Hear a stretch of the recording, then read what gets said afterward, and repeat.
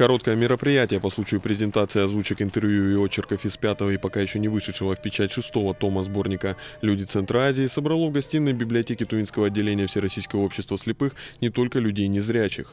Участие в нем приняли некоторые герои этого сборника, а также слушатели школы межэтнической журналистики.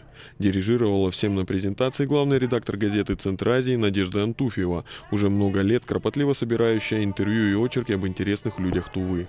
Впервые в России осуществлен уникальный проект. Вернее, не осуществлен, а только начат.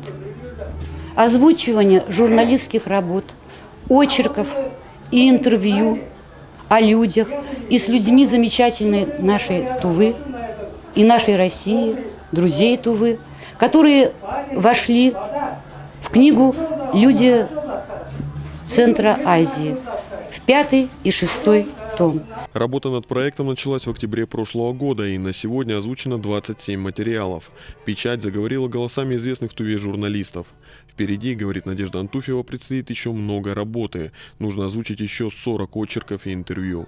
Кстати, начать переводить текст в звук именно с 5-го и 6-го томов было решено не случайно.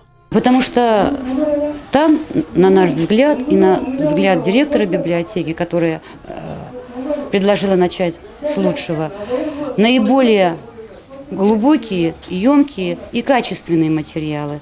Потому что журналисты от 1-го до 5-го тома постоянно совершенствовали.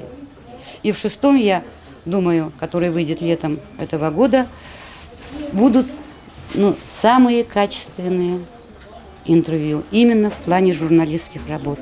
Храниться озвученные материалы будут в библиотеках Общества слепых и Союза журналистов Тувы на CD-дисках, а также свободно распространяться среди незрячих людей республики на флеш-носителях.